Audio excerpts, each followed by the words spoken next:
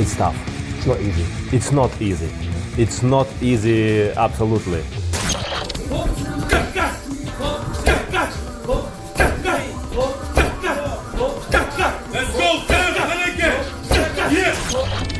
Robert, oh sorry, when you're done. Yeah, so them ones with the A, Robert, okay. Yeah. Oleksandr Usyk has dropped massive new training clips with Anthony Joshua, and the message they send to Jake Paul is louder than anything spoken on a microphone.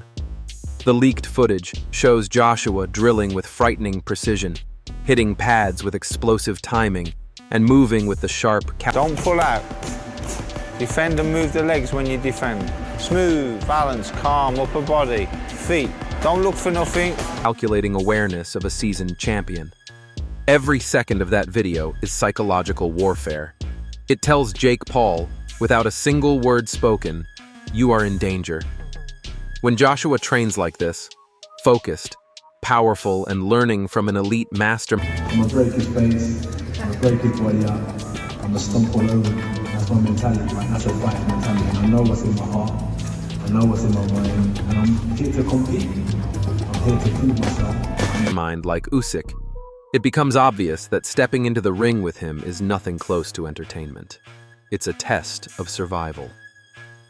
Usyk isn't directly addressing Jake Paul, but the message is crystal clear. By letting the public see the Size doesn't matter. If size matter, king of animal would be elephant. Yeah. But if you wanna, you first you skill. these sessions. He's reminding everyone that brute force and flashy confidence mean nothing when faced with true mastery. Usyk's strategic sharpness, his elite technical habits, and his ability to read fighters with almost surgical precision are all now rubbing off on AJ. This is more than training. Joshua training with the Usyk camp now? Yeah, he's training with the If he's training with the Usyk camp and there's a marked improvement on his performance, he could quite easily clean up again. It's a trap being set in plain sight. And Jake Paul, whether he realizes it or not, is walking right into it. Duke McKenzie explains that Joshua stepping into Usyk's camp could be the real game changer. Training with someone as technically brilliant and mentally sharp, AJ felt he needed a bit more personal one-on-one tuition. And look, he's a sponge, Anthony. He's always said that he's always learning. And to go to the team where he tried twice to get the better of Oleksandr and couldn't.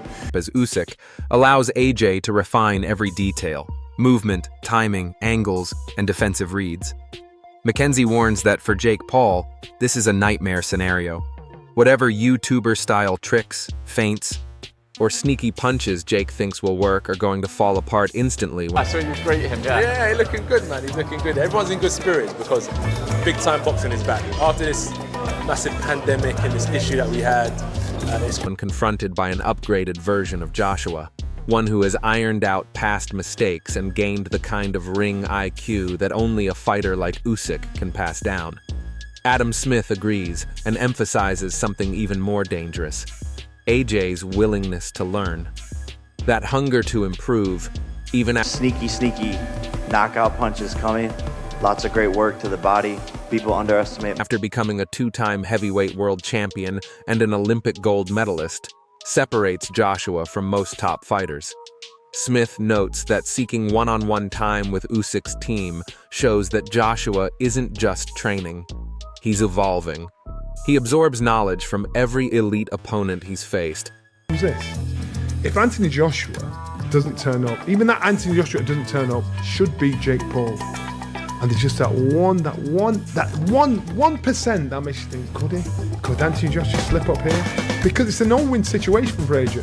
If he goes the distance, you struggle with a domestic fighter like Jake Paul. If he gets wobbled or get hurt, how could you let a domestic fighter, a YouTuber, do that? And combining his natural athleticism with new technical understanding could be overwhelming for someone like Jake Paul, who has barely scratched the surface of professional-level boxing. Another layer of danger for Jake Paul is Joshua's demeanor. Even in relaxed training clips, Joshua carries a calm, composed focus that makes him even more lethal. When Joshua is comfortable, smiling, and enjoying training, That's when he's the most dangerous, because his instincts sharpen naturally. His timing gets frightening. His punches become more fluid. Jake Paul might see a calm heavyweight and assume that means the pressure is off.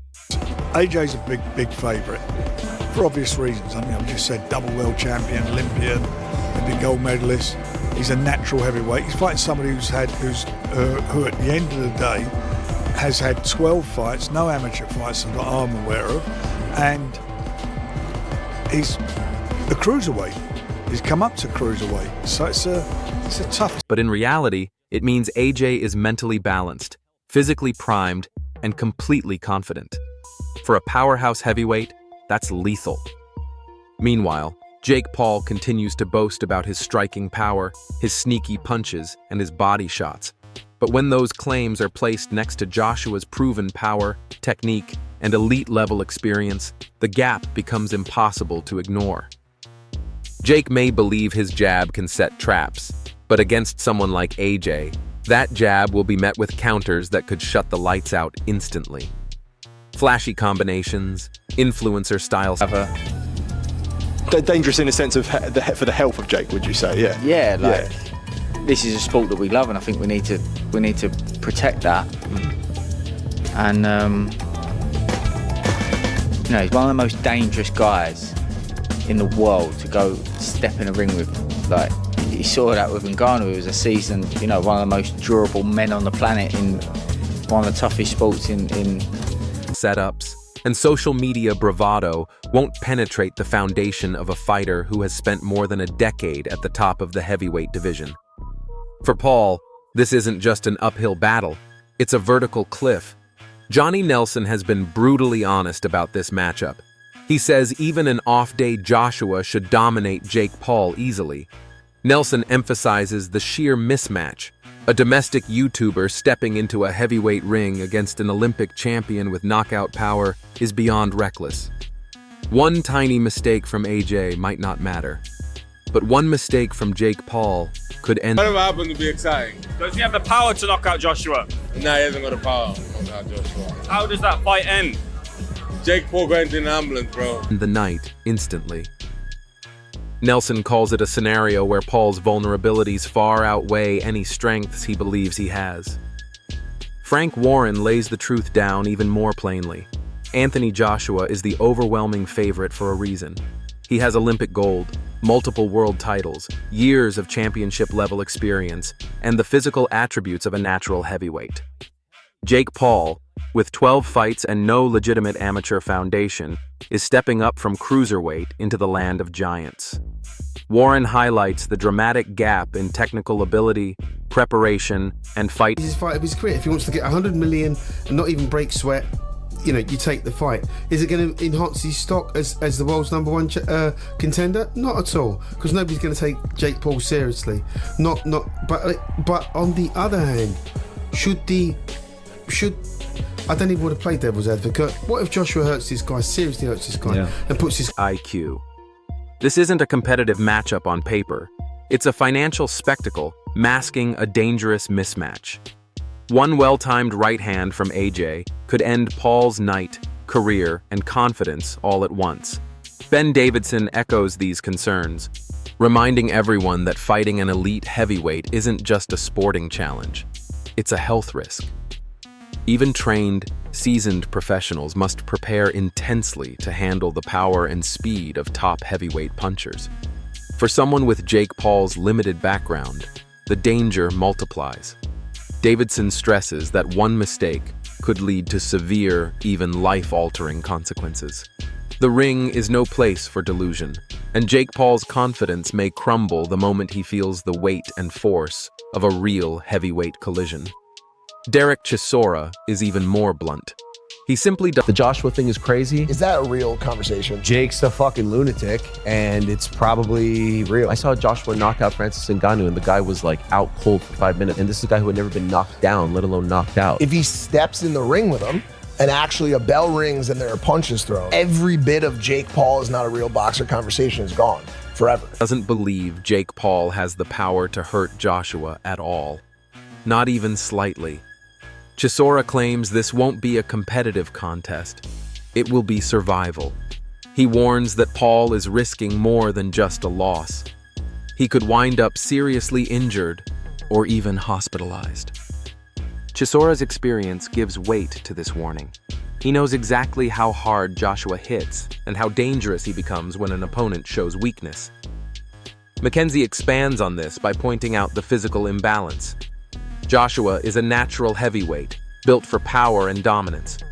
Jake Paul is neither naturally large nor deeply experienced. He lacks the seasoning that comes from long amateur careers or high-level professional fights.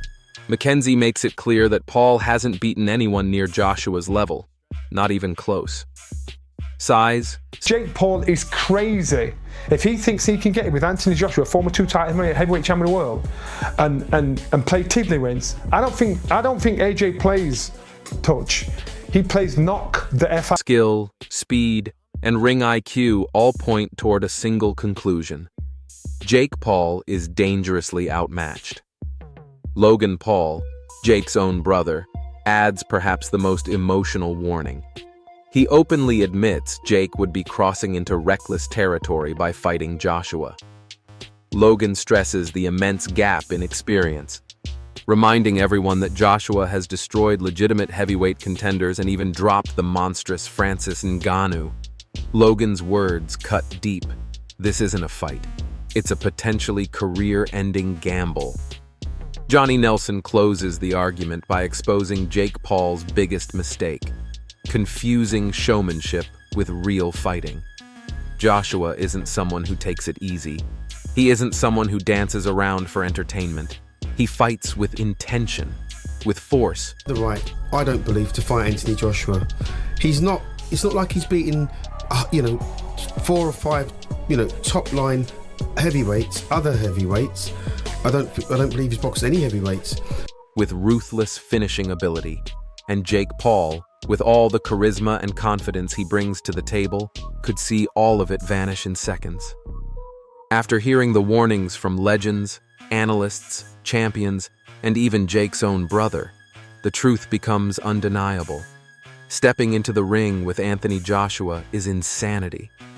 Every expert sees the same disaster unfolding. Joshua is bigger, stronger, smarter, more experienced, and far more dangerous than anyone Jake has ever faced. The question now is simple. Will Jake Paul listen, or is he truly committed to risking everything for a fight he may not walk away from the same?